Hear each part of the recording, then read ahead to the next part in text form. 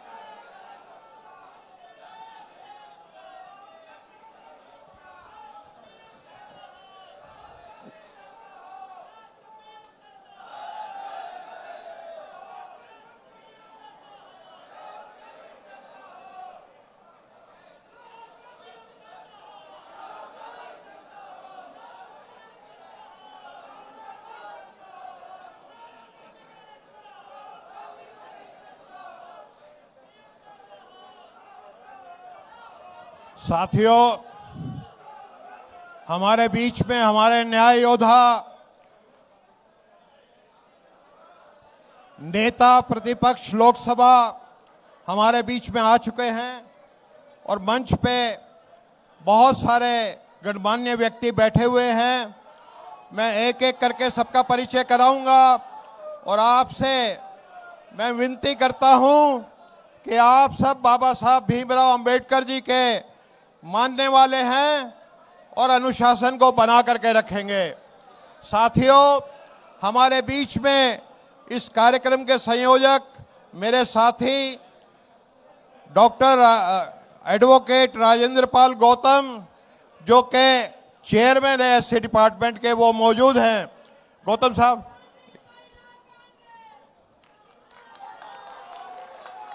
हमारे बीच में एक बहुत ही वरिष्ठ नेता जो मान्यवर काशीराम जी के घनिष्ठतम साथी रहे हैं, उनके सहयोगी रहे हैं, उनके बहुजन समाज पार्टी की सरकार में मंत्री रहे, लोकसभा के सदस्य रहे, राज्यसभा के सदस्य रहे, श्री लालमणि प्रसाद जी। ताली बजा करके इनका स्वागत कीजिए। हमारे बीच में मान्यवर काशीराम जी के एक और घनिष्ठतम सहयोगी और बसपा सरकार में फाइनेंस मिनिस्टर रहे हमारे भाई के गौतम जी, वो मौजूद हैं। ताली बजा करके इनका स्वागत करें। हमारे बीच में एक बहुत बड़े अम्बेडकराइट, जिनको देश और विदेश में जिनके लेक्चर होते हैं, जिनकी पूछ होती है, जिनको बुलाया जाता है, जो 5000 से ज़्यादा लेक्चर दे चुके हैं, मेरे भाई बीपी अशोक जी, जो पूर्व आईपीएस ऑफिसर हैं। हमारे बीच में हमारे बड़े भाई अनीस अंसारी साहब, जो रिटायर्ड आईएएस ऑफिसर हैं और हमारी ओबीसी, जो उत्तर प्रदेश की ओबीसी एडवाइजरी काउंसिल है, उसके सम्मानित सदस्य हैं। हमारे बीच में इलाहाबाद हाई कोर्ट के रिटायर्ड जस्टिस वीरेंद्र सिंह यादव जी मौजूद हैं। हमारे बीच में रवि वर्मा जी, जो एक्स एमपी हैं, वो मौजूद हैं। हमारे बीच में मनोज यादव, जो उत्तर प्रदेश के ओबीसी डिपार्टमेंट के अध्यक्ष हैं। भाई तनुज पूनिया जी, जो सांसद है बाराबंकी से। हमारे बीच में ओम प्रकाश महतो जी, जो उपाध्यक्ष हैं, ओबीसी के राष्ट्रीय उपाध्यक्ष हैं। भाई अविनाश पांडे। अच्छा, हमारे बीच में अजय राय जी, जो उत्तर प्रदेश के कांग्रेस कमेटी के अध्यक्ष हैं, वो मौजूद हैं। हमारे बीच में भगवती चौधरी, हमारे बीच में हमारी बहन ओमवती, जो एक्स एमपी हैं, वो मौजूद हैं। और हमारे बीच में हमारी बहन अनुराधा मिश्रा जी, वो भी मौजूद हैं। हमारे बीच में आलोक प्रसाद जी हैं। इन सबका ताली बजा करके आप स्वागत करें, मेरा आपसे अनुरोध है।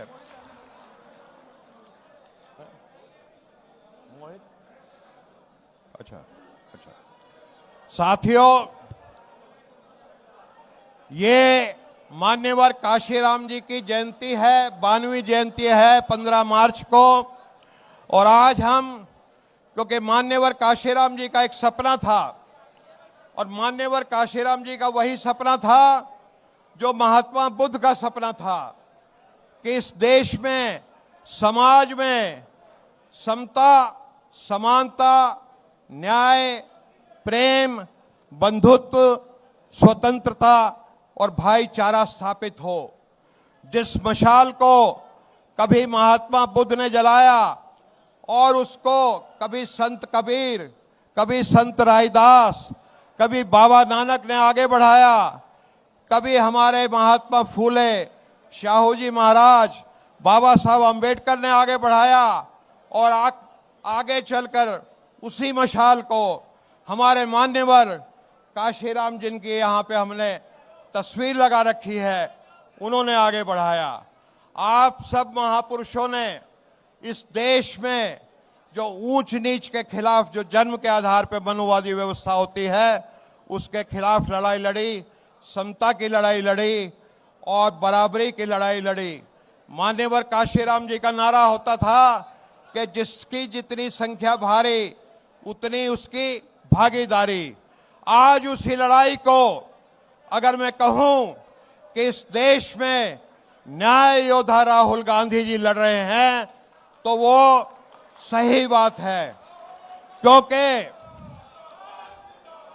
आप जानते हैं कि मनुवादी व्यवस्था में जो सीढ़ीनुमा व्यवस्था होती है, उसमें 6000 जातियां हैं और हर जाति को एक पायदान पे खड़ा कर रखा है।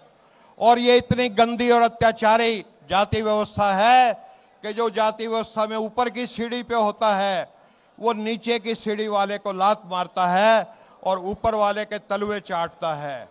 और आज इस देश में एक नेतृत्व है जिसका नाम मोदी है, और मुझे बड़े दुख के साथ कहना चाहता है, और ये हमारे देश का दुर्भाग्य है कि मोदी जी एक कंप्रोमाइज्ड प्राइम मिनिस्टर हो चुके हैं। वो ट्रंप के खिलाफ, ट्रंप कुछ भी कह दे कि तेल इधर से लेना है या उधर से लेना है, एकदम जी हजूरी करते हैं। वो नेतन्याहू के सामने झुक जाते हैं, लेकिन अपने ही देश के जो प्रतिपक्ष के नेता हैं उनको दबाने का काम करते हैं। दुख इस बात का भी है कि मोदी जी तो कंप्रोमाइज हैं विदेशी शक्तियों के हाथों में, लेकिन हमारे कई प्रतिपक्ष के नेता भी आज कंप्रोमाइज हो चुके हैं। ऐसे अंधकार भरे युग में हमारे नेता या न्याय योद्धा राहुल गांधी जी एकमात्र ऐसे नेता हैं जो इस अंधकार में एक सूरज बनकर के आगे आए हैं और सामाजिक न्याय की लड़ाई को लड़ रहे हैं। न्याय योद्धा राहुल गांधी जी आज वही बात करते हैं जो कभी काशीराम जी बिल्कुल बेधड़क होकर के शेर की तरह दहाड़ते हुए करते थे कि जितनी जिसकी संख्या भारी उतनी उसकी भागीदारी।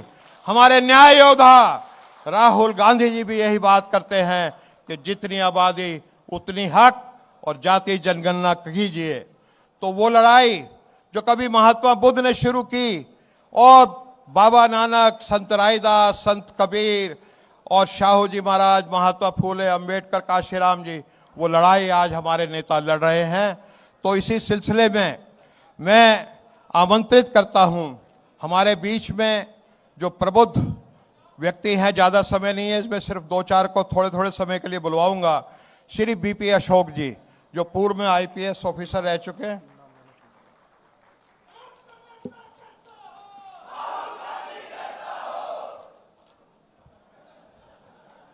महामानव बुद्ध बोधिसत्व बाबा साहब डॉक्टर अम्बेडकर को नमन करते हुए मान्यवर काशीराम जी को कोटि कोटि नमन।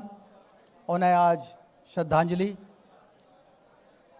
मंच पर विराजमान मुख्य अतिथि माननीय राहुल जी, अन्य सभी नेतागण, समय ज़्यादा हो जाएगा, सबका नाम नहीं ले पाएंगे, लेकिन जब बात चलती है माननीय कांशीराम जी की, तो बाबा साहब डॉक्टर अंबेडकर का वो सपना जो चाहते थे कि एडिक्वेट रिप्रेजेंटेशन हो, जिसका सीधा अर्थ है सबका हिस्सा सबका उत्थान।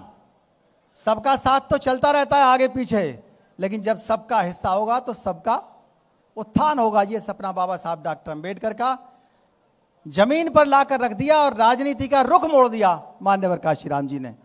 मैं उनके विचारों पर चाहता हूं कि हमारे प्रतिपक्ष के सभी नेतागण अपने अपने इरादों को जनता के सामने रखें। जनता में बहुत सारे पक्ष हैं, मजदूर भी है, गरीब भी है, SC ST OBC है, हर तबका है। उनकी समस्याओं के समाधान के रूप में मैं चाहता हूं कि पूरी दुनिया के अंदर जो मैनिफेस्टो की कीमत 10% थी, आज वो 80% हो गई है। वो मैनिफेस्टो साफ साफ 1 साल पहले अगर आपने जनता को दे दिया तो आपके इरादे हर आदमी तक पहुंच जाएंगे, किसान, मजदूर, गरीब, गिग वर्कर और बड़े बड़े लोगों तक, और आपका इरादा पक्का हो जाएगा। इस देश के अंदर जाति सबसे बड़ी समस्या है। अगर नोटबंदी पर हो सकती है तो जाति बंदी क्यों नहीं हो सकती? जाति बंदी कानून चाहिए। बैकवर्ड क्लास का हम चाहते हैं कि उनका साथ मिले, तो मंडल कमीशन पूरा लागू करो, पूरा लागू करो। क्रीमी लेयर किस बात का? क्रीमी लेयर नया डिवाइड एंड रूल है, इसको खत्म करना चाहिए। आज एक सुप्रीम कोर्ट ने आदेश भी अच्छा दिया है। किस बात का? इस देश के अंदर जातिवाद है, मंडल कमीशन भारतीय संविधान और हिंदू कोड बिल के बाद का पहिया है, उसको पूरा लागू करना पड़ेगा। क्रीमी लेयर खत्म करनी पड़ेगी। एंटी डिफेक्शन लॉ को इतना मजबूत करो कि जो भी आदमी किसी भी पार्टी को छोड़े, छोटी मोटी छोड़िए, वो ऐसा ना हो कि बिक जाए, वो जनता को बेच दे। ऐसा कोई भी बिल नहीं चलेगा पुराना जो मजबूत ना हो। एंटी डिफेक्शन लॉ को 100% मजबूत करके चलिए। इलेक्शन कमीशन ऑफ इंडिया आज इलेक्शन ठीक से नहीं करा पाता, विद ड्यू रिगार्ड्स। आज जब तक election commission of India inclusive नहीं होगा, हम मांग करते हैं कि आप मैनिफेस्टो में लिखें, हमें उसमें 11 सदस्य टीम चाहिए, 1 ST 2 SC, 1 ST 2 SC, 4 OBC, 2 minority, 1 general और 1 इंटरकास्ट मैरिज वाला व्यक्ति होना चाहिए। 11 सदस्य का इलेक्शन कमीशन सही इलेक्शन कराएगा। हमने लोकतंत्र अपनाया। अगर हम फ्री शिक्षा नहीं दे सकते, फ्री चिकित्सा नहीं दे सकते, फ्री सुरक्षा नहीं दे सकते, फ्री न्याय नहीं दे सकते, तो लोकतंत्र का क्या फायदा? ऐसे से तो राजतंत्र अच्छे थे। हमको चाहिए ये सारी सुविधाएं, और ये आपको मैनिफेस्टो में लानी पड़ेगी। आज गिग वर्कर्स का क्या हाल है, महिलाओं का क्या हाल है? ग्राम पंचायतों को हमें मजबूत करना पड़ेगा कि वो महिला सशक्तिकरण लेकर के आए, वो आगे बढ़कर के ग्राम पंचायत जनता की समस्याओं को हल करने के लिए उनको मजबूत करें। हम आज ऑनर किलिंग, मॉब लिंचिंग के जो कानून है बेकार हो गए हैं। अगर ऑनर किलिंग और मॉब लिंचिंग पर UAPA नहीं लगता, आतंकवाद विरोधी कानून नहीं लगता, तो बेकार है। क्या फायदा? असली आतंकवाद तो जातिवाद है, असली आतंकवाद मॉब लिंचिंग है, सेक्युलरिज्म खतरे में है। इंटरव्यू लेस एग्जाम चाहिए हमको आपके मैनिफेस्टो में। इंटरव्यू लेस एग्जाम, कितनी बेईमानी हो रही है। UPSC का रिजल्ट आ रहा है, नीचे वाला जो बहुत नीचे था वो ऊपर टॉप कर जा रहा है। हमें नहीं चाहिए इंटरव्यू। इंटरव्यू किस बात का? जुडिशरी के अंदर जब संविधान पीठ बैठती है, हम कैसे विश्वास करें कि न्याय होगा? हमको इंक्लूसिव संविधान पीठ चाहिए, कॉलिजम नहीं चाहिए। 1 ST का जज होगा, 2 SC के जज होंगे, 4 OBC के होंगे, 2 माइनॉरिटी के होंगे, 1 जनरल का होगा और 1 महिला। 11 वो लोग हो जाएंगे। बस 1 मिनट और, बस 1 मिनट सर, प्लीज याद दीजिए। निश्चित रूप से सुप्रीम कोर्ट जो आज किसी को भी सपोर्ट कर रहा है, वो हाई हैंडेडनेस की स्थिति नहीं आएगी। इतिहास बदला जा रहा है। इतिहास का काम इतिहासकारों को लिखना चाहिए, कोई बाबा इतिहास नहीं लिखेगा इस देश का। हमें कानून चाहिए कि सरकारी एजेंसियों का दुरुपयोग ना हो। हमारे अधिकारी, कर्मचारी, नेता जो जनता की बात कहना चाहते हैं, वो जरा सी बात कहते हैं, सरकारी एजेंसियां उसके पीछे लग जाती हैं। हमें कानून चाहिए, आप इसको मैनिफेस्टो में जोड़ करके चलिए। हमें मोनोपोली नहीं चाहिए, हमें मोनोपोली के खिलाफ कानून चाहिए। 10 साल से ज्यादा ना कोई राष्ट्रपति रहेगा, ना प्रधानमंत्री रहेगा, ना गवर्नर रहेगा और ना कोई मुख्यमंत्री रहेगा। 5 साल से ज्यादा कोई ना अधिकारी रहेगा, ना कर्मचारी रहेगा। 3 साल से ज्यादा कोई भी अधिकारी कर्मचारी रहता है तो वो क्या करता है? कुछ नहीं कर पाता। वो आदमी अपने परिवारवाद में, परिवार के पालन पोषण में लगता है और कुछ नहीं कर पाता। हमें ऐसा नहीं चाहिए, हमें गरीबों के लिए कानून चाहिए। ऑक्सफैम रिपोर्ट कहती है कि अगर 1% रिचेस्ट लोगों पर 1% कर लगा दिया तो पूरे देश को 117 मिलियन जॉब्स मिल जाएंगे और पूरे देश की गरीबी खत्म हो जाएगी। फ्री शिक्षा, चिकित्सा, न्याय, सुरक्षा सब मिल जाएगा। इतना पैसा 1% लोगों के पास है, 40% जमीन जायदाद उन लोगों के पास है। हमको रिजर्वेशन इन प्रमोशन चाहिए, एससी को भी, एसटी को भी, ओबीसी को भी। हमको ओल्ड पेंशन स्कीम चाहिए। हमको डिलिमिटेशन जो हो रहा है, इस डिलिमिटेशन में हर राज्य को 2.5 गुना एमपी एमएलए चाहिए। रिप्रेजेंटेशन चाहिए ओबीसी को राज्यसभा में भी, विधान परिषद में भी। हमको सब प्लान चाहिए, सेपरेट बजट चाहिए। हमको ट्रांसफर पोस्टिंग की पॉलिसी चाहिए। हमको यूनिवर्सल बेसिक इनकम चाहिए। आज यूजीसी का बिल आया, बिल नहीं, यूजीसी का रेगुलेशन आया। उस रेगुलेशन को बिल्कुल अच्छी तरह से लागू करिए ताकि उसमें एससी, एसटी, ओबीसी के लोग बागों का मेजॉरिटी रहे तो अच्छा होगा ये। और इन्हीं शब्दों के साथ बहुत बहुत धन्यवाद राजेंद्र पाल जी को, जय हिंद जी को भी, और राहुल जी को मैं बधाई देता हूं आगे के लिए।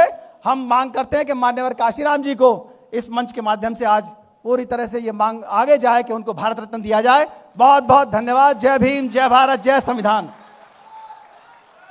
धन्यवाद सम्मानित बीपी अशोक जी। हमारे पास मात्र 15 से 20 मिनट हैं और 6 वक्ता हैं, और वक्ताओं से हम पहले एक तय कर चुके हैं कि कोई 2.5 मिनट से ज़्यादा बोलेगा नहीं, इसलिए आप देखेंगे सभी वक्ता बहुत संक्षिप्त में बोलेंगे। अब मैं निमंत्रित करता हूं जस्टिस वीरेंद्र सिंह यादव जी को, जो इलाहाबाद हाई कोर्ट के जस्टिस रहे हैं, रिटायर्ड।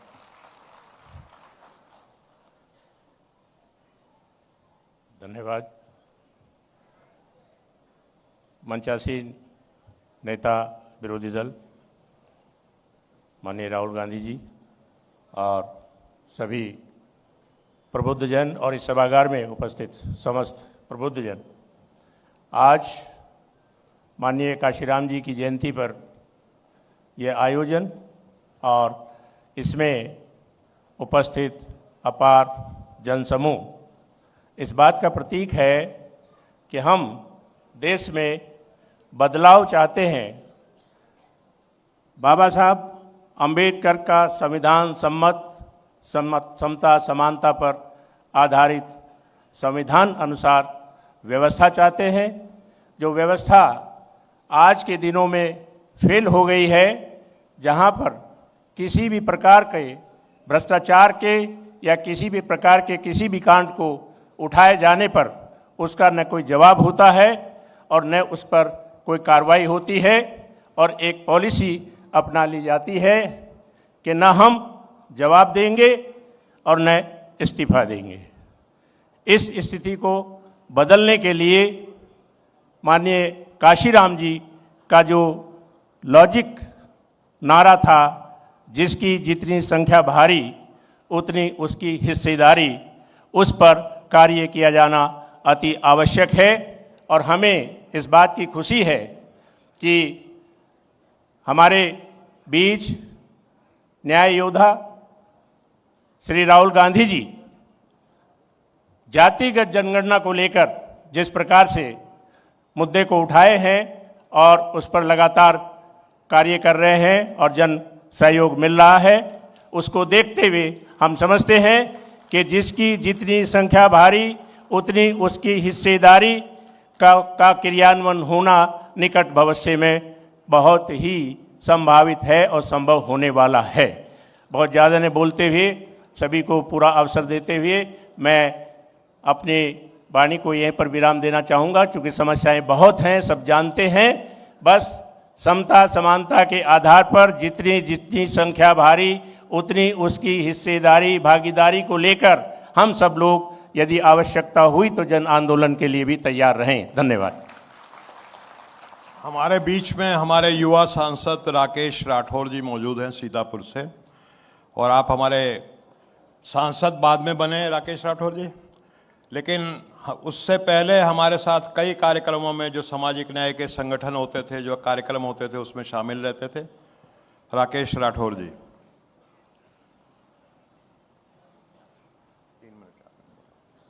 बहुत बहुत धन्यवाद। मंच पर उपस्थित इस कार्यक्रम के मुख्य अतिथि जननायक आदरणीय राहुल जी, उपस्थित सभी सम्मानित साथी, मंच पे उपस्थित नेतागण, मान्यवर काशीराम जी के जन्म के अवसर पे हम सब लोग आज यहाँ एकत्रित हुए हैं। मान्यवर काशीराम जी की बात अभी जस्टिस साहब कह रहे थे, जिसकी जितनी संख्या भारी उतनी उसकी भागीदारी। हम कांग्रेस के लोग यदि मान्यवर साहब के विचारों पे चलना चाहते हैं और वास्तव में देश में प्रदेश में बदलाव लाना चाहते हैं तो इस बात पे हमें भी गौर करना होगा। दूसरी बात मान्यवर साहब की जो थी पे बैक टू सोसाइटी, पे बैक टू सोसाइटी से उनका अभिप्राय ये था कि जो लोग बहुजन समाज के लोग सुविधा संपन्न हैं, जो ठीक स्थिति में हैं, वो अपने वंचित समाज के लिए कुछ वापस करें। आज कांग्रेस जनों से भी इस अवसर पे हम लोग ये अपेक्षा करेंगे कि जिन लोगों को स्थान बन गया है वो इस कमज़ोर तबके के लिए थोड़ा स्थान रखें। बहुत बहुत धन्यवाद।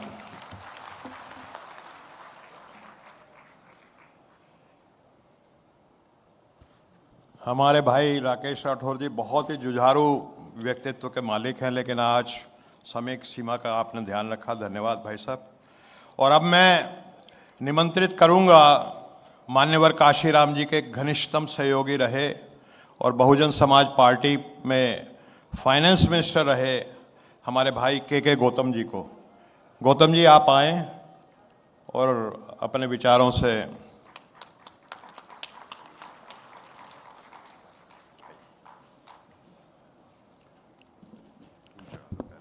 सम्मानित बहुजन समाज एवं उपस्थित जनसमूह, समता, स्वतंत्रता, बंधुता, न्याय, जिसकी जितनी संख्या भारी उसकी इतनी हिस्सेदारी कहाँ से मिलेगी? ये लोकसभा से मिलेगी, राज्यसभा से मिलेगी, विधानसभा से मिलेगी, विधान परिषद से मिलेगी। हम स्वतंत्रता की बात करते हैं, समानता की बात करते हैं, विविधता की बात करते हैं, सारी बात करते हैं, लेकिन मिलेगी कहाँ से? ये मिलेगी वोट के माध्यम से, वोट के माध्यम से मिलेगी। और वोट के माध्यम से तब मिलेगी जब एक हफ्ते में 5 दिन आप दौड़ा करेंगे। मानवर काशीराम साथ साथ में चलता था, हमको सिखाते थे, पढ़ाते थे। मैं एक चीज़ और बता दूं, इसमें वर्तमान जो 12 मंत्री हैं बीजेपी के, मेरे लिखाए पढ़ाए लिखाए लोग हैं। मैं बताना चाहता हूं कि 5 दिन अगर आप दौड़ा करते हैं तो 3 घर कच्चा होना चाहिए। 3 घर कच्चे में रुकिए और 2 घर पक्के में रुकिए, तब वोट मिलेगा, तब जिसकी जितनी संख्या भारी उसकी इतना हिस्सेदारी मिलेगी। जय भीम, जय भारत, जय बाबा साहब अम्बेडकर।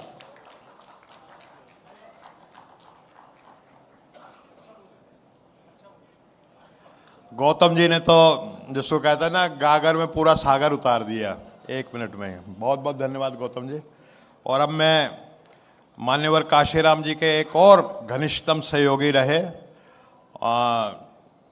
और बहुजन समाज पार्टी की सरकार में मंत्री, कैबिनेट मंत्री, राज्यसभा के संसद सदस्य, लोकसभा सदस्य श्री लालमणि प्रसाद जी को मैं आमंत्रित करूंगा कि आप आएं और अपने विचारों से हमें अवगत कराएं।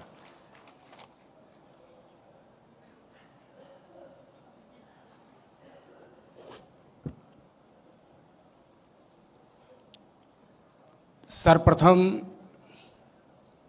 महाकारुणी तथागत बुद्ध के चरणों में पुष्प अर्पित करते हुए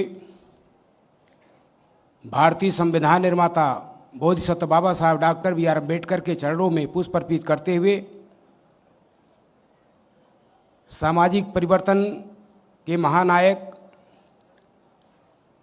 महात्मा ज्योतिराव फूले, सावित्रीबाई फूले, गुरु नारायणा ए.बी. रामास्वामी नायकर पेरियर, साथ ही साथ उन महान संत गुरुओं के चरणों में जिन्होंने समय समय पर सामाजिक संघर्ष के लिए प्रयास किया, चाहे महान संत गाडगे जी हों, संत शिव रविदास जी हों, कबीर साहब हो, या और जितने भी महान गुरुओं ने अपने अपने समय पर सामाजिक संघर्ष के लिए प्रयास किया, हम उनके भी चरणों में पुष्प अर्पित करते हुए साथ ही साथ आज जो यहाँ पर इतना बड़ा कार्यक्रम सामाजिक परिवर्तन के माध्यम से मान्यवर कांशीराम साहब को याद किया जा रहा है उनके जन्मोत्सव समारोह में, हम ऐसे मौके पर मान्यवर कांशीराम साहब जो वामसेव DS4 और बहुजन समाज पार्टी के संस्थापक रहे।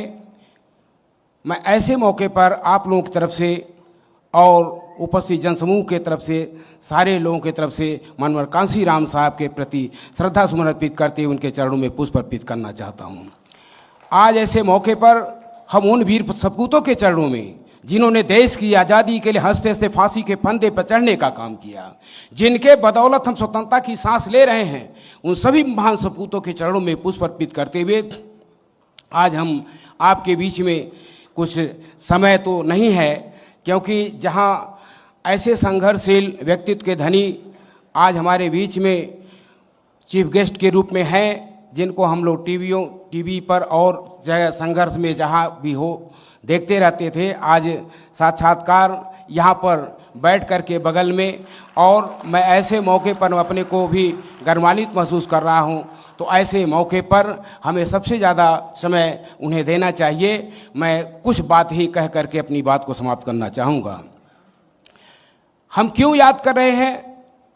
हम मानवर कांशीराम साहब को क्यों याद कर रहे हैं? बाबा साहब को याद कर रहे हैं। तमाम महापुरुषों का हमने नाम लिया, क्योंकि दुनिया में जो भी इंसान पैदा हुआ है उसको एक न एक दिन जाना होगा। दुनिया में जो भी इंसान पैदा हुआ है उसको एक न एक दिन जाना होगा। अपने जीवन काल में देश के लिए, समाज के लिए जो कुछ कर जाता है वही यादगार बन करके रह जाता है। मानवर कांशीराम जी ने बाबा साहब के सपनों को पूरा करने के लिए जो रास्ता दिया है, जिस पर तमाम साथियों ने अपनी बात को रखा है, हम उसे संबद्ध करते हुए मैं इतनी बात जरूर कहना चाहता हूं कि कांशीराम साहब का सपना अभी अधूरा है। बाबा साहब का सपना अधूरा है, क्योंकि इस धरती पर गौतम बुद्ध ने जहां मानवता का संदेश दिया, वही धरती पर मोहम्मद साहब के विचारधारा के मानने वाले लोगों ने आपसी प्रेम और भाईचारा का संदेश दिया। इस धरती पर कबीर साहब ने जहां रूढ़िवादी और पाखंडवादी व्यवस्था का विरोध किया, वही धरती पर ईसा मसीह के विचारधारा के मानने वाले लोगों ने अपाहिज और अपंगों को गले से लगाया। इस धरती पर गुरु गोविंद सिंह ने जहां स्वाभिमान सम्मान की भावना पैदा किया, वही धरती पर हजारों साल से इस देश के अंदर यहाँ पर जो बहुजन समाज, यहाँ बहुसंख्यक समाज लाचार, बेबस और मजलूम हो गया था, जो सारे मानवीय अधिकारों से वंचित था, ऐसे समाज को आगे बढ़ाने के लिए बाबा साहब ने, डॉक्टर भीमराव अम्बेडकर ने इस देश को ना संविधान दिया, जिसके बदौलत ये समाज कुछ आगे बढ़ा, जिसके बदौलत ये समाज कुछ आगे बढ़ा, जिसके बदौलत ये समाज कुछ आगे बढ़ा। लेकिन अफसोस, आजादी के संविधान लागू होने के 76 साल होने के बावजूद भी सही माने में बाबा साहेब डॉक्टर भीमराव अम्बेडकर का संविधान पूर्ण रूप से लागू नहीं है। बाबा साहेब डॉक्टर भीमराव अम्बेडकर का संविधान पूर्ण रूप से लागू नहीं है। यही कारण है कि मुल्क की 5 राष्ट्रीय समस्याएं बरकरार हैं। वो 5 राष्ट्रीय समस्याएं अस्पृश्यता, अमानवीयता, असमानता, असुरक्षा और अन्याय, यह मुल्क की 5 राष्ट्रीय समस्याएं हैं। यदि ईमानदारी के साथ बाबा साहेब डॉक्टर भीमराव अम्बेडकर का संविधान पूर्ण पे लागू हो गया होता, आज ये समस्याएं नहीं रहती। आज भी इस देश के अंदर नाना प्रकार के जुल्म जातियां अत्याचार होते हैं, माँ बहनों की इज्जत लूटी जाती है, झुग्गी झोपड़ियां फूकी जाती है, अमानवीय व्यवहार किया जाता है। आज ये वास्तव में आपको सही माने में मानवर कांशीराम साहब की आप जयंती मना रहे हैं, तो उनके अधूरे काम को, बाबा साहब के उन महापुरुषों के सपनों को साकार करने के लिए आपको करना क्या होगा? आपको संविधान को पूर्ण रूप से लागू करना होगा। इसलिए मैं ऐसे मौके पर कहना चाहता हूं कि आज मानवर कांशीराम साहब ने कहा था हम तो समाज बनाने निकले। मानवर कांशीराम ने कहा हम समाज बनाने निकले, लेकिन समाज बनते बनते, क्योंकि यहाँ पर 6000 जातियाँ, 40, 42, 43,000 जातियाँ हैं, बड़ा समाज है, इसलिए समाज नहीं बन पाया। सरकार बन गई, लेकिन सरकार बनने के बाद आज की परिस्थितियां, मैं चाहे पिछड़े वर्ग के लीडर हो, चाहे जो है हमारे अनुसूचित जाति के लीडर हो, चाहे माइनॉरिटी के लीडर हो, मैं आपसे कहना चाहता हूं, यदि वास्तव में आप बाबा साहब के संविधान को लागू करना चाहते, यदि वास्तव में आज मानवर कांशीराम के जिस जन्मोत्सव समारोह में आप आए हैं, या आने वाले दिनों में जहां तक ये बात पहुंच रही है, मैं कहना चाहता हूं, क्योंकि लोगों, मानवर कांशीराम ने कहा था कि नेताओं का ईगो, लालच और स्वार्थ ये पतन के रास्ते ले जा रहा है। फिर सुन लीजिए, नेताओं का ईगो, लालच और स्वार्थ ये पतन के रास्ते ले जा रहा है। यदि इससे हट करके जिस दिन नेताओं का नेताओं का चिंता, नेताओं का झुकाव समाज की तरफ हो जाएगा, जिसको मानवर कांशीराम ने समाज बनाने के लिए निकले थे। तो आज मैं कहना चाहता हूं, आने वाले महापुरुषों के, सम्राटों के सपनों का भारत बनेगा। आज यहां पर बाबा साहब के सपनों का भारत बनेगा, गुरु नारायण के सपनों का भारत बनेगा, ईबी रामास्वामी नायकेकर के सपनों का भारत बनेगा, मानवर कांशीराम के सपनों का भारत बनेगा, उन सभी संतों गुरुओं के सपनों का भारत बनेगा जो वास्तव में इस देश में सामाजिक परिवर्तन चाहते थे। इस नाते ऐसे मौके पर मैं तो मानवर कांशीराम साहब के साथ, जब पार्टी नहीं बनी थी उसके पहले 74 में बाबा साहब की पार्टी रिपब्लिकन पार्टी से लड़ा था और 3000 वोट मिला था। 2500 से ऐसी परिस्थितियां थी कि वहां पर लोकदल पार्टी जीत गई थी। और उसके बाद मैं मानवर कांशीराम साहब के साथ बाम सेव की मीटिंगों में नौकरी नहीं किया, बाम सेव की मीटिंगों में जाने लगा। जो हमें मिली, मैं इस चीज को कहना चाहता हूं, वहां से DS4 से लेकर बहुजन समाज पार्टी में काम करते करते सब कुछ आगे बढ़ने का मौका मिला। इसलिए जो अधूरा काम है, आज हम लोगों के बीच में ऐसे जो संघर्षशील व्यक्ति माननीय राहुल गांधी जी बैठे हैं, उनसे समाज को अपेक्षाएं हैं कि वास्तव में बाबा साहब के सपनों को साकार, मानवर कांशीराम साहब के अधूरे मिशन को माननीय राहुल गांधी जी इसको पूरा करेंगे। मैं ज़्यादा वक्त न लेकर के, फिर कभी मौका मिलेगा अपनी बात को रखेंगे। मैं पुनः आप लोगों के प्रति आभार, हमारे माननीय मंत्री जी जो ये पाल जी ने जो हमें मौका दिया, और मैं ऐसे उनके प्रति आभार व्यक्त करते हुए, और सारे लोगों के प्रति जो हमारे सीनियर लीडर हैं बैठे हैं मंच पर, जिनका नाम हम नहीं ले पाए, हम उनके प्रति आभार व्यक्त करते हुए, आप लोगों के प्रति आभार व्यक्त करते हुए जो आपने हमें 2 शब्द रखने का मौका मिला, आपने सुना। धन्यवाद। जय भीम, जय भारत। धन्यवाद लालमणि जी, बहुत ही सारगर्भित आपकी बातें रही।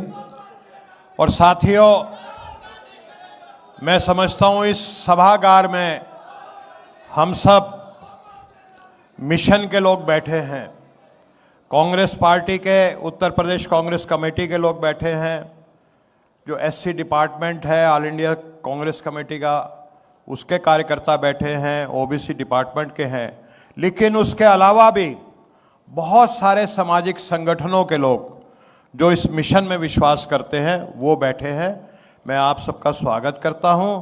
और एक बात हम सब मानते हैं जो मिशन के लिए काम करते हैं, विचार के लिए काम करते हैं, कि विचार का रिश्ता खून के रिश्ते से ज़्यादा मजबूत और ज़्यादा गहरा होता है। तो अब विचार के रिश्ते से जो मेरे सगे भाई हैं, मैं उनको बुलाऊंगा, एडवोकेट राजेंद्र पाल गौतम जी जो SC डिपार्टमेंट के चेयरमैन भी हैं।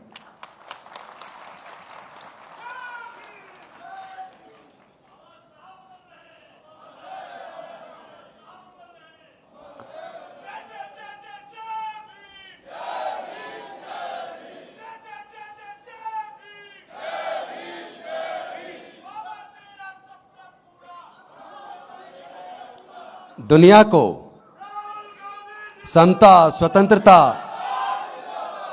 बंधुता, न्याय, प्रज्ञाशील, करुणा और मैत्री का मार्ग दिखाने वाले तथागत भगवान बुद्ध, महर्षि वाल्मीकि जी, संत गुरु रविदास जी, संत कबीरदास जी, गुरु नानक देव जी, ज्योतिबा फूले जी, सावित्रीबाई फूले जी, फातिमा शेख जी, नारायण गुरु जी, साहू जी महाराज, पेरियार रामास्वामी नायकर जी, महात्मा गांधी जी, डॉक्टर बाबा साहेब अम्बेडकर जी, पंडित जवाहरलाल नेहरू जी, मौलाना आज़ाद जी, मानवर कांशीराम साहब, बुद्धप्रिय मौर्य जी, बाबू जगजीवन राम जी और सभी महापुरुषों के चरणों में कोटि कोटि नमन करते हुए मंच पे आसीन हम सब के नेता, न्याय योद्धा, संविधान रक्षक, हम सब की, इस देश के तमाम दलित, पिछड़े, वंचित, गरीब, मजदूर, किसान, लाचार, सभी की आवाज, एक सशक्त आवाज न्याय योद्धा राहुल गांधी जी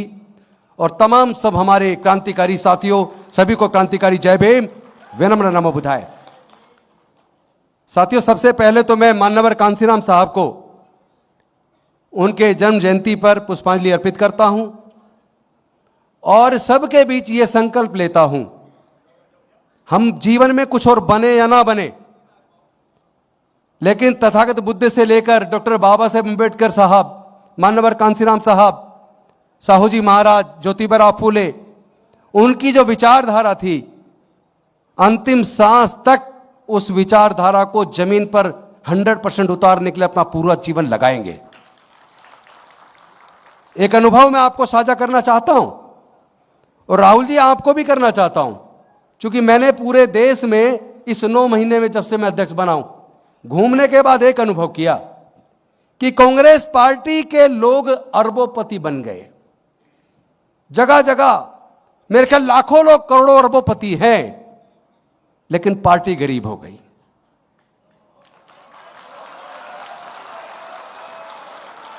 बीजेपी के पास 12,500 करोड़ तो ऑन रिकॉर्ड है और कांग्रेस पार्टी भारत की सबसे बड़ी, सबसे पुरानी पार्टी, उसके अकाउंट में मुश्किल से 130-140 करोड़। कहां हैं हम? और वो जो अरबों खरबोपति बने हैं, 5 स्टार 7 स्टार होटल के मालिक हैं, बड़ी बड़ी इंडस्ट्रीज के मालिक हैं, और वो संगठन में भी हैं, लेकिन जमीन पे काम कौन करेगा?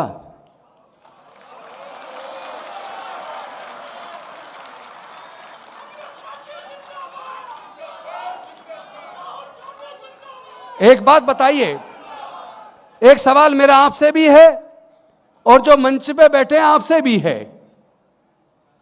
भारत को अंग्रेजों की गुलामी से आजादी दिलाने के लिए लाखों लोगों ने कुर्बानी दी, कांग्रेस के लाखों लोग जेल गए। इतने संघर्ष के बाद भारत को आजादी मिली, लेकिन अपने दिल पे हाथ रख के बताइए, क्या आज भारत आजाद है?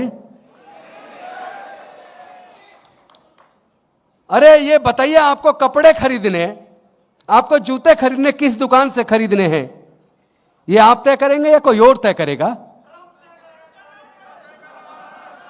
अगर भारत को तेल खरीदना है, किससे खरीदना, कौन सस्ता देगा, किसका तेल अच्छा है, यह बात भारत तय करेगा या ट्रंप तय करेंगे? इतनी गुलामी। आदरणीय मोदी जी, मैं आपसे पूछना चाहता हूं, आखिर डर किस बात का है? ऐसे कौन से काले कारनामे किए हैं, कौन से सबूत आपके ट्रंप के पास है, बताइए। इतना डर किस बात का? इतना डर किस बात का कि भारत गुलाम हो जाए, भारत की जनता गुलाम हो जाए, लेकिन आप केवल प्रधानमंत्री पद के लिए पूरे देश को डुबो रहे हैं, पूरे देश को आपने गुलाम बना दिया। आज आप सबके माध्यम से मैं एक आह्वान करना चाहता हूं और यह मांग है केंद्र की सरकार से, क्योंकि मान्यवर कांशीराम साहब की हम जयंती मना रहे हैं। मैं आपको याद दिलाना चाहूंगा, अब से कम 40 साल पहले चप्पल में, हवाई चप्पल में, आधी बाजू की शर्ट में शर्ट बाहर निकली हुई, दिल्ली के घोंडा गांव में मेरा जन्म हुआ। वो घोंडा चौक पे डीटीसी की बस से उतरे, पैदल पैदल घर आए, 12-13 लोगों की मीटिंग ली। मैं तो उस वक्त 10वीं में पढ़ता था, मतलब उस वक्त हम लोग वॉल राइटिंग करते थे, उसकी DS4 तब हुआ करती थी, उसके जो लोग चुनाव लड़े थे। किस तरीके से गली गली में जाकर 50 आदमी 10 आदमी के बीच रात रात को खुद वॉल राइटिंग करा रहे, प्रचार कर रहे हैं। मैं BSP से पहले की बता रहा हूं, DS4 के टाइम की। और रात को 12 बजे घर में घुसे, जिसके यहां ठहरे थे। नागपुर की घटना है। भूख लगी थी, खाना था नहीं, उनके घर में बची हुई सूखी रोटी उन्होंने सामने रख दी। रोटी तोड़ी उन्होंने, और वो सूखी रोटी थी, पता नहीं कैसे इतनी ज्यादा सूखी थी कि वो रोटी को देखे, खुद को देखे।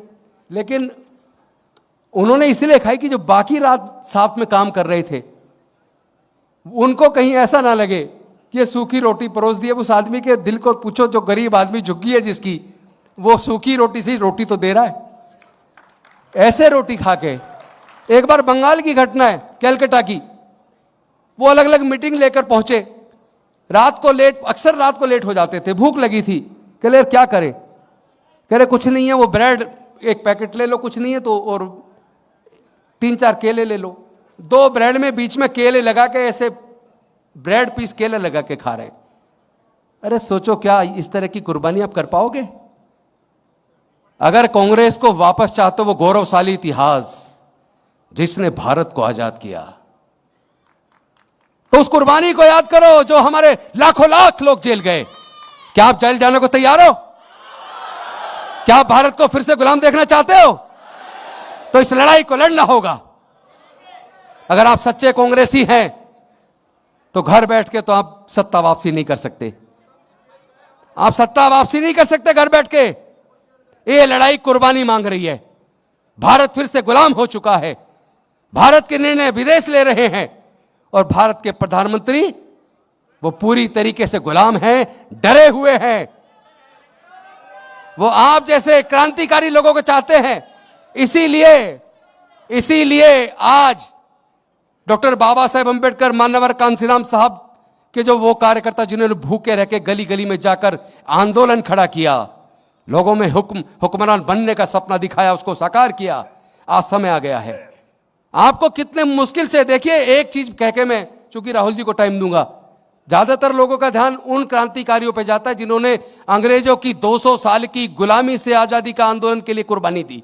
लेकिन एक और ऐसा न्याय योद्धा है जो 3000 साल की गुलामी के खिलाफ अकेला लड़ा, और वो थे डॉक्टर बाबा साहेब अंबेडकर। जीवन भर कितनी दुख तकलीफ झेली, लेकिन उसके बाद एक ही सपना, और वो संघर्ष का दिन जिसको हम संघर्ष दिवस के रूप में मनाते हैं। आपको याद है कब की बात है? 23 सितंबर 1917, जो कोलंबिया से पढ़कर आए। क्योंकि कोलंबिया जाने के लिए जिन्होंने वजीफा दिया था सियाजीराव गायकवाड़ ने, उन्होंने ये शर्त रखी थी जब अमेरिका से पढ़कर आओगे तो मेरे यहां नौकरी करनी होगी।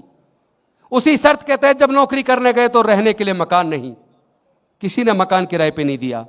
एक पारसी धर्मशाला के मैनेजर ने झूठा लिख के, उनकी जाति झूठी लिख के उनको किराए पे दिया। लेकिन जैसे ही जातिवादी लोगों को पता लगा कि एक अछूत यहां पर रहता है, उनके सामान को निकाल के बाहर फेंक दिया, उनको जान से मारने की धमकी दी और कहा छोड़ दो बड़ोदरा को तुरंत।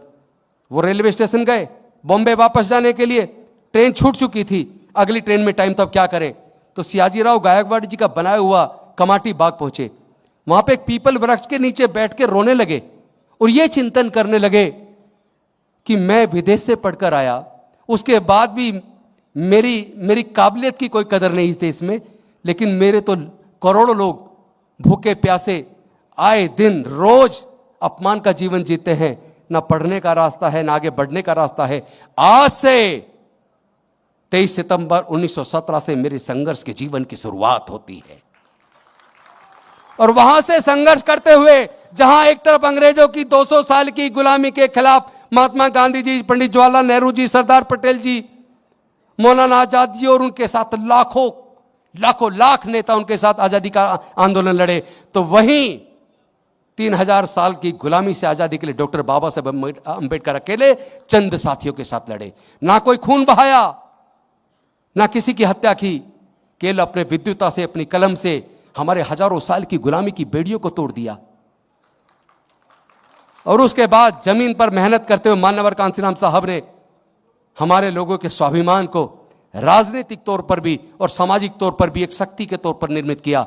आज समय आ गया है हमें देश की, वो जो देश को दोबारा से गुलाम बना दिया है मोदी जी ने, उस देश की आजादी की एक और लड़ाई लड़नी होगी। क्या आप तैयार हैं? तो लड़ने की तैयारी कीजिए। अब घर बैठ के नहीं, हमें और आपको सबको और अपने बड़े नेताओं को भी रात दिन एक एक गांव तक पहुंचना पड़ेगा। लेकिन एजेंडा चुनाव से सर 3 दिन पहले नहीं, अभी एजेंडा तैयार होना चाहिए ताकि उस एजेंडे को घर घर तक पहुंचा दे। जब एजेंडा चुनाव के टाइम पे आता तो वो जनता तक पहुंच ही नहीं पाता।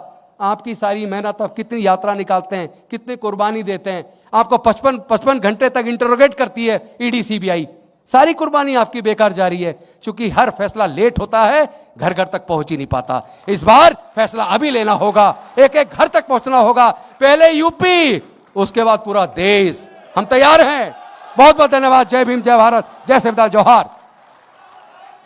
सर, दो बच्ची अंजलि पटेल और आर्या पटेल, वो तथागत बुद्ध की एक स्टैचू पोर्ट्रेट आपको देना चाहती हैं। आप इजाजत दें तो वो बच्ची आ जाएंगी, उसके बाद सीधा अनिल जी आपको बुलवाएंगे। Thank you very much.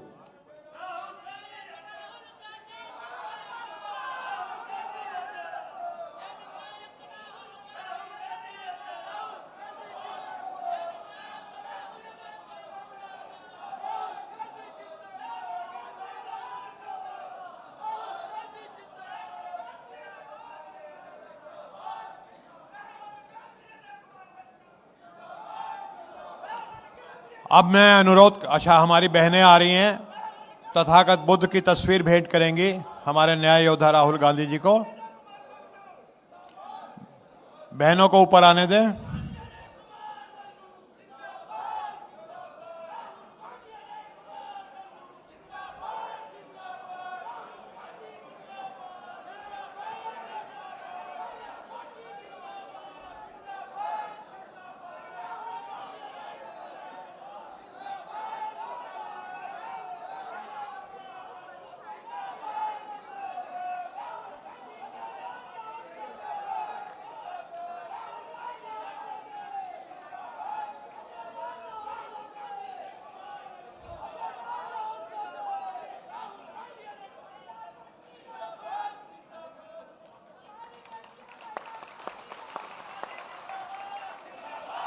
और साथियों, अब वो घड़ी आ चुकी जिसका आपको बहुत दिनों से इंतजार था। मैं अनुरोध करूंगा न्याय योद्धा राहुल गांधी जी से कि वो मंच पे आकर के अपना विचार रखें। न्याय योद्धा राहुल गांधी जी।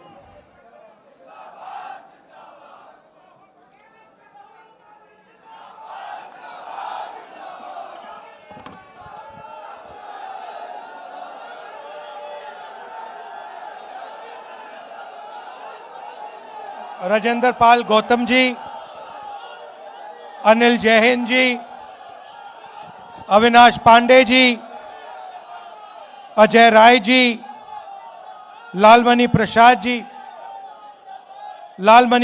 जी, के गौतम जी, बीपी अशोक जी, अनीस अंसारी जी, शांत हो जाइए भैया, अनीस अंसारी जी,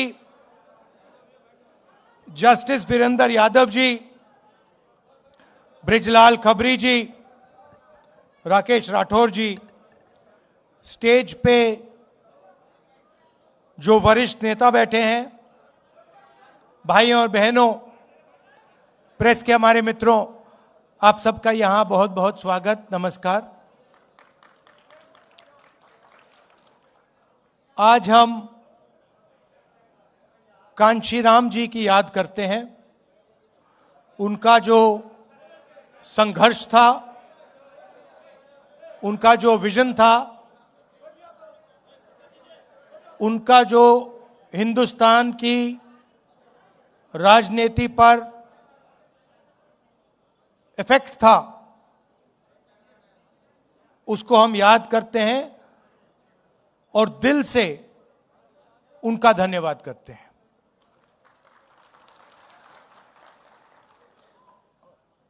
काफी लोगों ने भाषण दिए और कहना चाहता हूं कि हर भाषण में गहराई थी, हर भाषण में गहराई थी। लोगों ने अलग अलग चीजें कही। पहले भाषण में कहा कि हमें क्या चाहिए। आपने लिस्ट दी कि हमें ये चाहिए, ये चाहिए, ये चाहिए, ये चाहिए। और जब आप कह रहे थे, मैं सोच रहा था कि भाई राजनीति में चाहने से कोई देता नहीं है। मेरा एक्सपीरियंस है कि भैया जितना आपको चाहना है चाह लो, उसका कोई मतलब नहीं होता। तो मैं ये सोच रहा था, फिर दूसरा भाषण आया और एकदम उन्होंने कहा जो मेरे दिल में, दिमाग में सवाल था कि भाई सही है, ये चाहिए, मगर कैसे? उसका जवाब आया, आपने दिया, गौतम जी ने दिया कि जब तक विचारों के लिए नहीं लड़ा जाएगा तब तक कुछ नहीं होने वाला। और मैं आपसे कह देता हूं, ये जो आप नारे लगाते हैं, इससे कुछ होता नहीं है। ये कि भैया राहुल गांधी जिंदाबाद, इससे कुछ होता नहीं है। इससे मतलब पता नहीं अच्छा लगता होगा, मगर इससे कुछ होता नहीं है। होता कैसे है? गौतम जी ने कहा, जो मन बना लेता है कि ये जो हो रहा है इसको मैं एक्सेप्ट नहीं करने वाला हूं,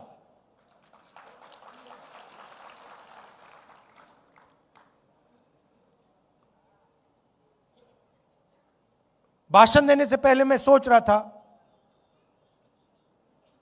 कि अंबेडकर जी शिक्षा की बात करते थे,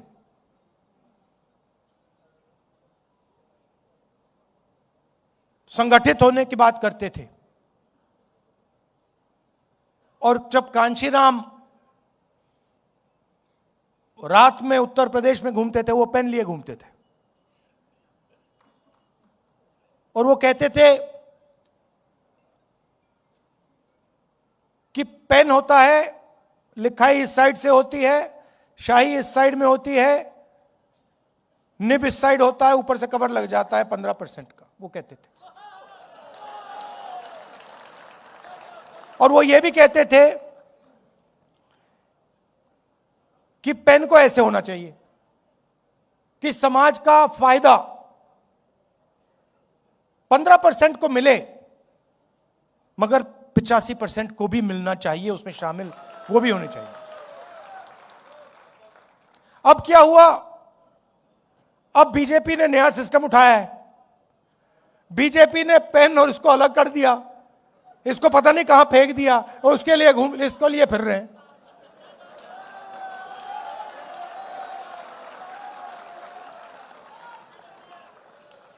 मतलब जो पहले रास्ता था जिस पे हम चल रहे थे और तेजी से चलना था, और उसमें कांग्रेस पार्टी की भी कमियां थी, इसीलिए कांशीराम जी सफल हुए। अगर कांग्रेस पार्टी अपना काम करती तो कांशीराम जी सक्सेस नहीं हो पाते। और मैंने किसी और से एक दिन कह दिया, पता नहीं सही कहा या गलत कहा, मगर अगर जवाहरलाल नेहरू जिंदा होते तो कांशीराम जी कांग्रेस के चीफ मिनिस्टर होते।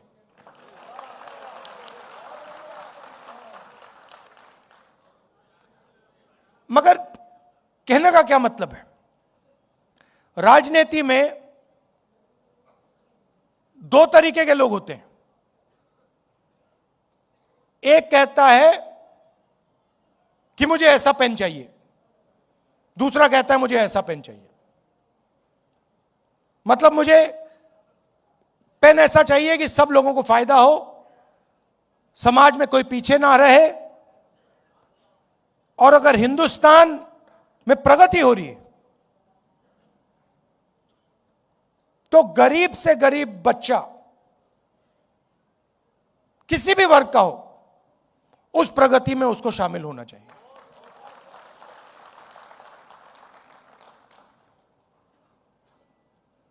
अगर हम हिंदुस्तान को आज देखें, हमारी संस्थाएं को आप देखिए, किसको भी चुन लीजिए, जुडिशरी चुननी है उसको चुन लीजिए,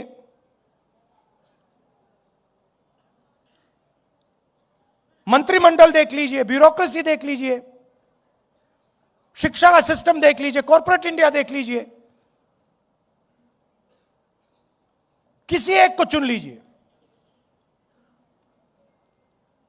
और थोड़ी सी गहराई में आप जाएंगे तो आपको दिखेगा 85% उसमें कहीं है ही नहीं।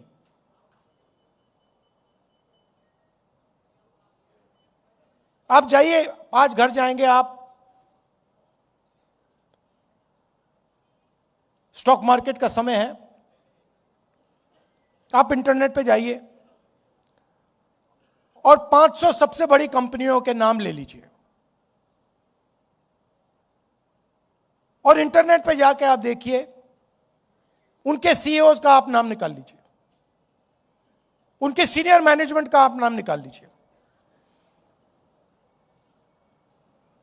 और आप देखिए वहां पे दलित, आदिवासी, पिछड़ा, अति पिछड़ा, माइनॉरिटी कितने हैं आप देख लीजिए, आपको कोई नहीं मिलेगा। एक नहीं मिलेगा आपको। अदानी जी की कंपनी में जाइए, उनके सप्लायर्स की लिस्ट निकालिए। उनकी कंपनी को हजारों कंपनियां सप्लाई करती हैं, थोड़ी छोटी होती है, उनकी लिस्ट निकालिए। उनके सीईओ देख लीजिए, आपको वहां एक भी दलित नहीं मिलेगा, एक आदिवासी, एक पिछड़ा वर्ग, तो कोई नहीं मिलेगा उसमें।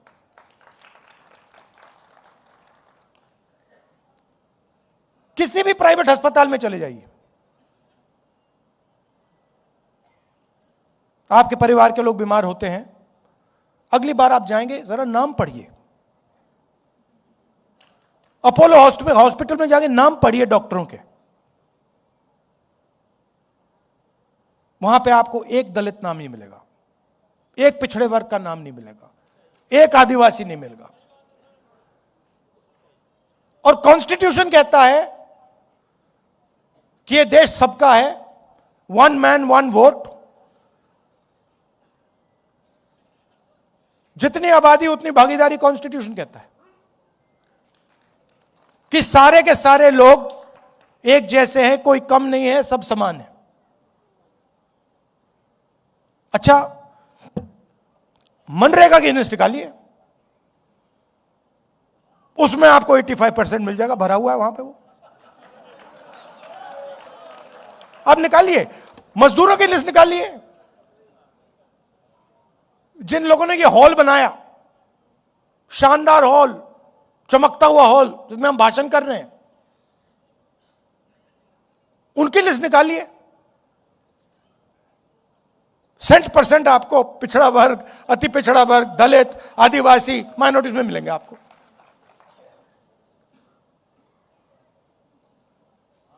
और उधर भी कॉन्ट्रैक्टर मिलेगा आपको।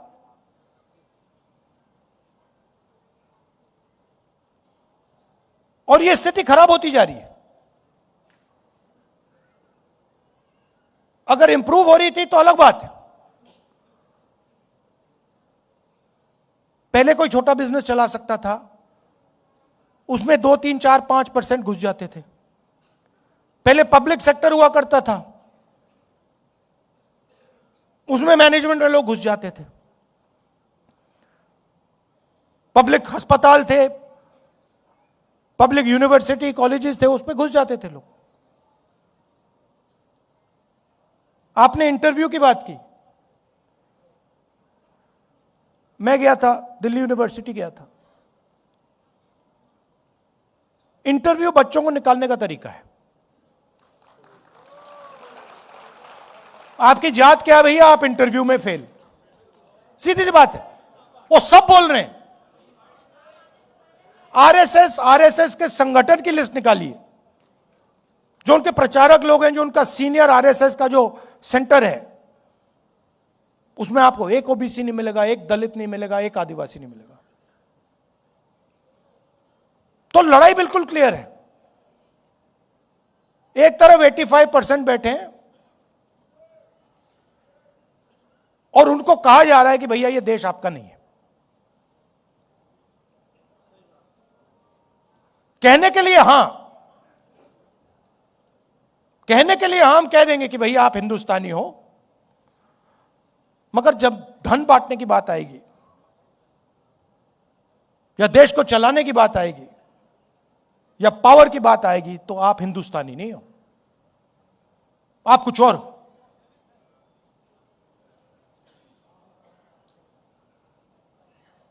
और यह संविधान के बिल्कुल खिलाफ है।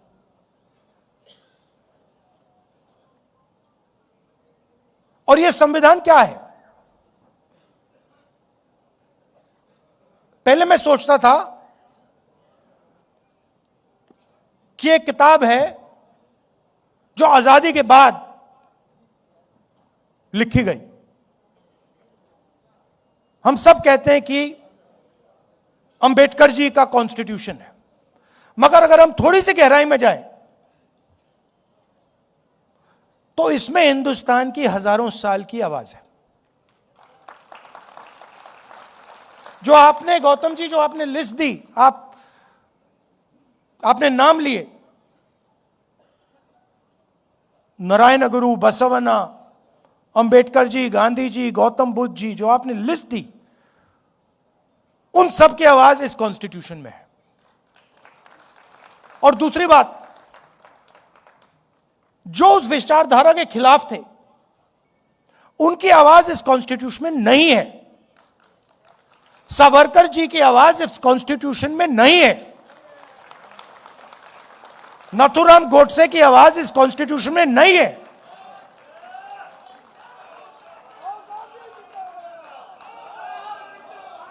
वो कुछ भी कह लें, नरेंद्र मोदी जी इस कॉन्स्टिट्यूशन की विचारधारा को नहीं मानते। और मैं आपको बताता हूं यह मैं किस बेसिस पे कह रहा हूं। आपने अंबेडकर जी की बात कही, कांशीराम जी की बात कही, और आपने कहा वो सूखी रोटी खाते थे, कहा आपने गौतम जी।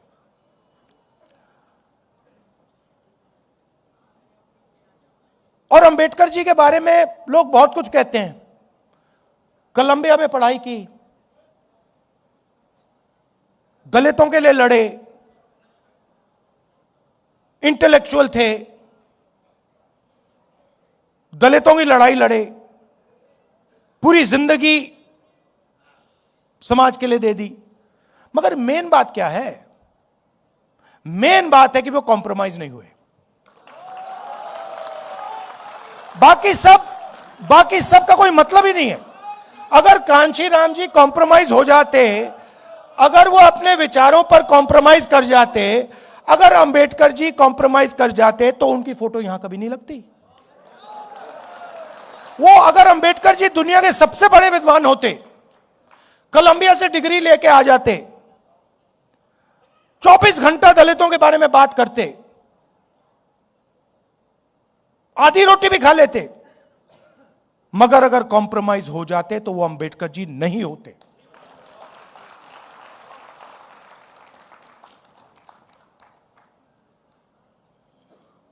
फर्क है अंबेडकर जी में, गांधी जी में, कांशीराम जी में और सावरकर में। बहुत बड़ा फर्क है। गांधी जी 10-15 साल जेल गए, कॉम्प्रोमाइज नहीं किया। अंबेडकर जी पूरी जिंदगी दे दी, कॉम्प्रोमाइज नहीं किया।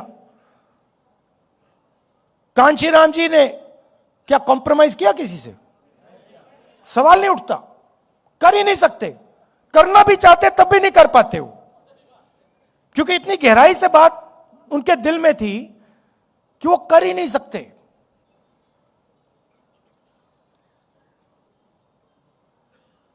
आप मोदी जी का चेहरा तो देखिए ना,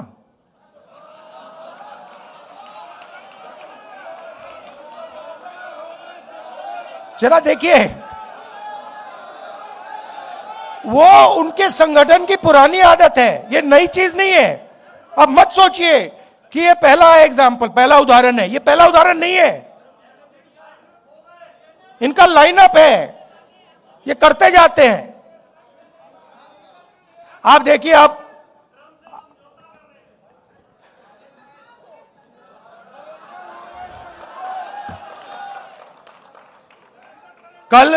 कल मैं पार्लियामेंट में मैंने मतलब एप्स्टीन शब्द बोला, और स्पीकर साहब ने कहा नहीं नहीं नहीं नहीं नहीं नहीं नहीं नहीं नहीं, मैं नहीं चाहिए। मैंने कहा कि देखिए, मामला एनर्जी सिक्योरिटी का है। मामला एनर्जी सिक्योरिटी का है। मामला यह है कि गैस सिलेंडर नहीं मिल रहा, हमारी एनर्जी सिक्योरिटी कॉम्प्रोमाइज कर दी गई है।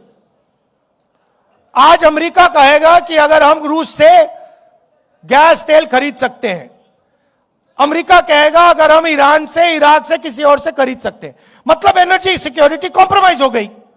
उसके बाद मैंने बोला क्यों हुई, और मैंने कहा ये जो हरदीप पुरी बैठा है, ये जिसको आपने ऑयल मिनिस्टर बनाया, ब्यूरोक्रेसी से उठा के ऑयल मिनिस्टर बना दिया, ये पहला कॉम्प्रोमाइज है। इसका तो नाम उधर एप्स्टीन फाइल में है, तो उसका दोस्त है।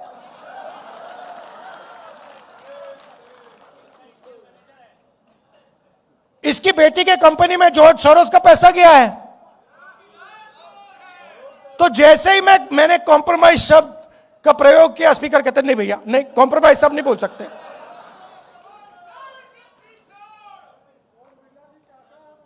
तो अब तो एक साइड एप्स्टीन है, दूसरी साइड अदानी जी।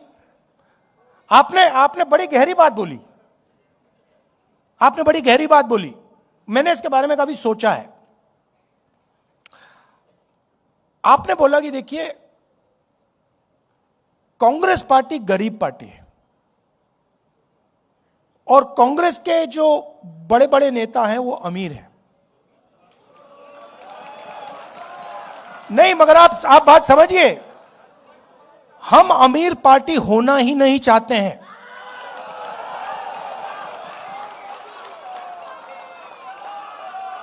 ये कांग्रेस पार्टी का डिजाइन गांधी जी के टाइम से यही है भैया।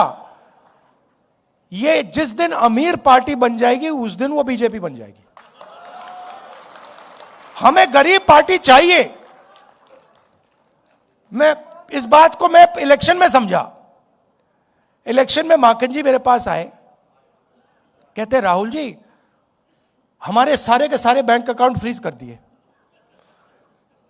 मैंने सोचा भाई अब तो फंस गए, चुनाव आ रहा है, सारे के सारे बैंक अकाउंट फ्रीज हो गए, अब क्या करेंगे। कांग्रेस पार्टी पे कोई रुकावट नहीं आई, वो चलती गई, कोई फर्क नहीं पड़ा। देखिए, ये है विचारधारा की पार्टी और इसको ये बीजेपी वाले नहीं हरा सकते हैं।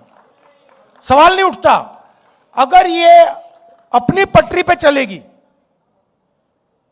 अगर ये गांधी जी की पटरी पे चलेगी, अंबेडकर जी की पटरी पे चलेगी, इसको कोई नहीं हरा सकता। ज्योतिबाई फुले की पटरी पे किसको कोई नहीं हरा सकता। अगर कमी है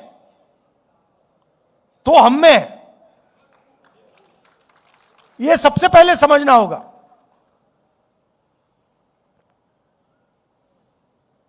और अब हमने मन बना लिया है, कांग्रेस पार्टी ने मन बना लिया है कि जाति जनगणना होगा और दलितों को, पिछड़ों को, आदिवासियों को, अति पिछड़ों को, माइनॉरिटीज को हिंदुस्तान के पावर स्ट्रक्चर में जगह मिलेगी। और ये कुछ भी कह दे, कुछ भी कर दे, मैं इस बात को छोड़ने वाला नहीं हूं। और अब मामला बड़ा आसान हो गया है। मामला क्यों आसान हुआ? क्योंकि उनका जो आदमी है वो कॉम्प्रोमाइज है, उसको पकड़ लिया हमने। अभी आपको पता नहीं लग रहा, मगर हमने उसको पकड़ लिया है।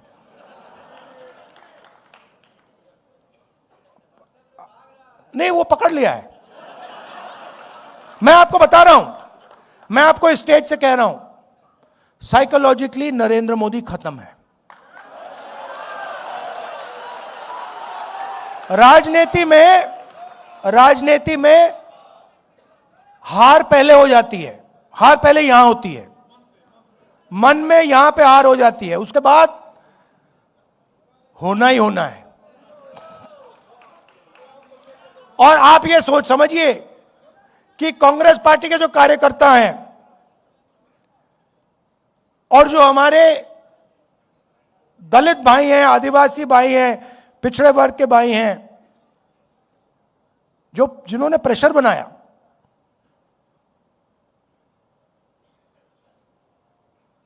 उन्होंने नरेंद्र मोदी को खत्म किया है। और मैं आपको बता देता हूं, देखिए,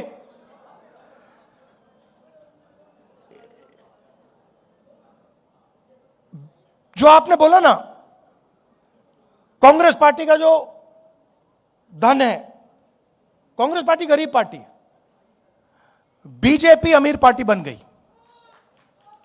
और उसने क्या किया? बीजेपी ने, नरेंद्र मोदी ने अपना पूरा का पूरा धन अदानी को नहीं दिया।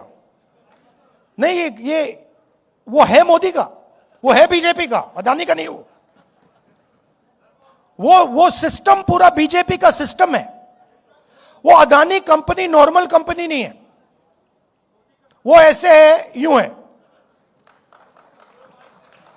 और पूरा का पूरा जो स्ट्रक्चर है, फाइनेंशियल स्ट्रक्चर है बीजेपी का, फाइनेंशियल स्ट्रक्चर वो अदानी कंपनी में है। और इस बात को अमेरिकनों ने समझ लिया और पकड़ लिया। इसीलिए अमेरिका में केस किया है। भाई और बहनों, वो केस अदानी जी के खिलाफ नहीं है, वो केस सीधा मोदी जी के खिलाफ है। और वो केस मोदी जी को मैसेज है कि अगर आपने हमारी बात नहीं सुनी तो हम आपका पूरा का पूरा फाइनेंशियल सिस्टम खोल देंगे, हिंदुस्तान को दिखा देंगे। तो अब नरेंद्र मोदी जी हिंदुस्तान के प्रधानमंत्री नहीं रहे हैं, वो अब अमेरिका का काम कर रहे हैं। और जब मैं ये बात पार्लियामेंट में कहने जा रहा था, नरेंद्र मोदी भाग के निकल गए। आंख में आंख नहीं मिला सकते।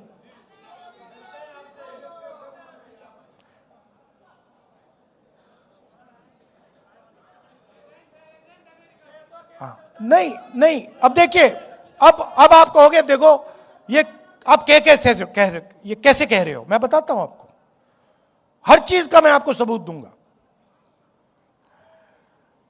हिंदुस्तान का कोई भी प्राइम मिनिस्टर कृषि का सिस्टम नहीं खोल सकता। बाकी दुनिया के जो किसान हैं उनके लिए हिंदुस्तान का प्रधानमंत्री कभी नहीं खोल सकता है। नरेंद्र मोदी नहीं करना चाहता था। कैसे मालूम? क्योंकि मैं 4 महीने से पता लगा रहा था कि भैया ये जो अमेरिका की ट्रेड डील जो है ये रुकी क्यों है। अनऑफिशियली पूछ रहा था मैं, और हर बार जवाब आ रहा था, कृषि के मामले पे हम कॉम्प्रोमाइज नहीं करेंगे।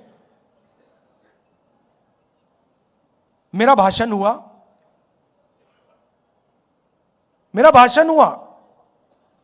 1 घंटा रोका, फिर शुरू हुआ, फिर रोका, फिर शुरू हुआ, फिर रोका, फिर शुरू हुआ। उसके बाद में तकरीबन 6 बजे शाम को जैसे ही प्रधानमंत्री पार्लियामेंट से भाग के गए, उसके एकदम बाद प्रधानमंत्री ने ट्रंप को फोन किया। कैबिनेट से नहीं पूछा, ये हमारे कृषि मंत्री हैं, इनसे नहीं पूछा, गडकरी जी से नहीं पूछा, फॉरेन मिनिस्टर से नहीं पूछा, सीधा फोन लगाया और ट्रंप को कह दिया कि भैया मामला फिट है, डील साइन कर दूंगा। और ट्रंप ने ट्वीट कर दिया, जो काम 4 महीने के लिए रुका हुआ था, जो कॉम्प्रोमाइज आपने 4 महीने नहीं किया, वो आपने 15 मिनट में क्यों कर दिया? एप्स्टीन और अदानी। और भी चीजें हैं जो मैं जानता हूं, मगर ये 2 हैं, ये 2 मेन चीजें, और फिर 2-3 और चीजें हैं। क्या दिया नरेंद्र मोदी ने? हिंदुस्तान का पूरा डेटा पकड़ा दिया। अगर अमेरिका को चाइना से मुकाबला करना है, चाइना के पास दुनिया का सबसे बड़ा डेटा का पैकेज है, नंबर 2 पे हिंदुस्तान का है। हिंदुस्तान के डेटा के बिना अमेरिका चाइना के सामने खड़ा नहीं हो सकता, सीधी बात है। नरेंद्र मोदी ने आप सबका डेटा, हिंदुस्तान की जनता का डेटा सारा का सारा अमेरिका को दे दिया। हमारा डेटा अमेरिका कहीं भी रख सकता है, अमेरिका में रखना चाहता है अमेरिका में रख सकता है। 20 साल का टैक्स हॉलिडे दिया उनको, और हम अपने ही डेटा को चेक नहीं कर सकते। हम उनसे नहीं कह सकते भैया इस डेटा का ऐसे प्रयोग नहीं करोगे। गया, मानो सऊदी अरेबिया ने या रूस ने अपना पूरा का पूरा तेल अमेरिका को दे दिया। यह नरेंद्र मोदी ने किया। दूसरी बात, नरेंद्र मोदी जी ने कहा कि हर साल 9 लाख करोड़ रुपए का माल हम अमेरिका से खरीदेंगे। 9 लाख करोड़ रुपए का माल हम अमेरिका से खरीदेंगे। मैं आपसे पूछना चाहता हूं, अगर 9 लाख करोड़ रुपए का माल हम अमेरिका से खरीदेंगे तो हमारे बिजनेस क्या करेंगे? हमारे स्मॉल मीडियम बिजनेस क्या करेंगे? तो डेटा दिया, वायदा किया कि 9 लाख करोड़ रुपए का माल खरीदेंगे। कपास, सोया, फल, बादाम, अखरोट, दाल। अब अमेरिका के जो किसान हैं वो अपना यहां बेचेंगे। अमेरिका के खेत बड़े बड़े 500 एकड़ 1000 एकड़ की पूरी की पूरी मैकेनाइज्ड। हमारे खेत 5 एकड़ 2 एकड़ 3 एकड़, यहां पे कोई मैकेनाइजेशन नहीं। सारा का सारा माल उनका अंदर आ जाएगा, खत्म कर देगा। और आखिरी बात जो गौतम जी ने कही, हमारी एनर्जी सिक्योरिटी। अभी आप देखना क्या होने वाला है यहां पे। ये स्टेट ऑफ हॉर्मुज जो बंद हुआ है, अभी आप देखना हिंदुस्तान में क्या होने वाला है।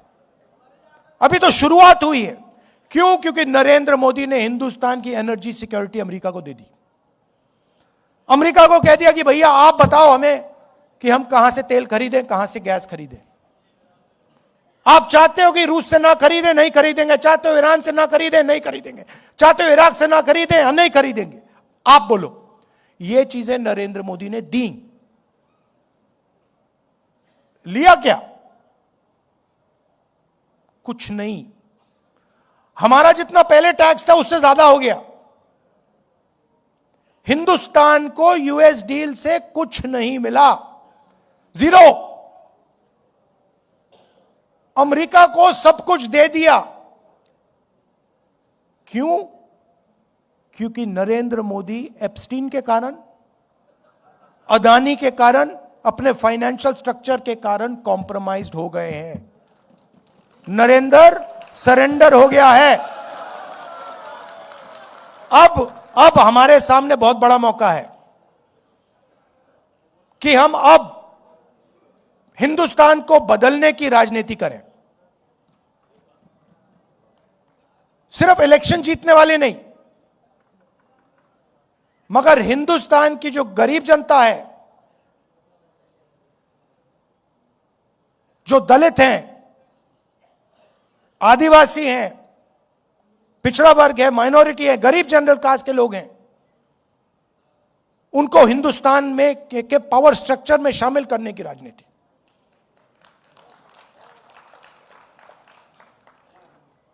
और उसके लिए आपको आपके दिल में कुछ होना पड़ेगा।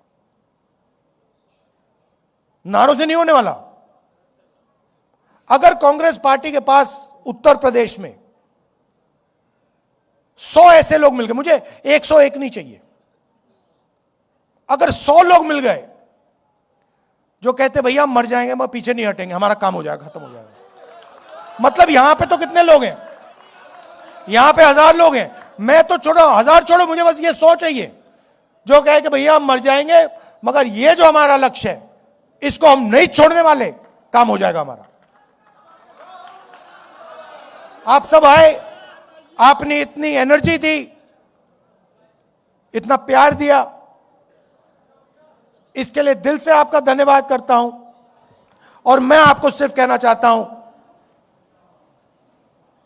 कि मेरे लिए अंबेडकर जी का संविधान, गांधी जी का संविधान, यह सबसे जरूरी चीज है और इसकी हम मरते दम तक इसकी हम रक्षा करेंगे।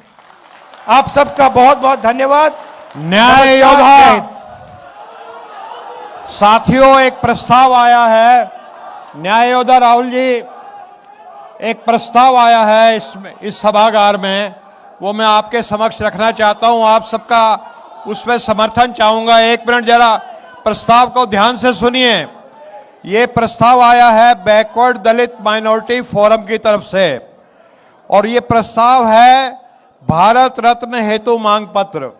सेवा में कांग्रेस के वरिष्ठ आदरणीय राजेंद्र पाल गौतम जी, अनिल जैन और न्याय योद्धा राहुल गांधी जी, मान्यवर काशीराम साहब को मरणोपरांत भारत रत्न से सम्मानित करने हेतु भारत सरकार से मांग पत्र। क्या ये सभा इसका समर्थन करती है? तो ये प्रस्ताव पास हुआ कि मान्यवर काशीराम जी को भारत रत्न मिलना चाहिए और हम गारंटी देते हैं कि न्याय योद्धा राहुल गांधी जी जब भी इस देश के प्रधानमंत्री बनेंगे तो ये काम हो करके रहेगा। सबका धन्यवाद, आप सभा में आए दूर दूर से।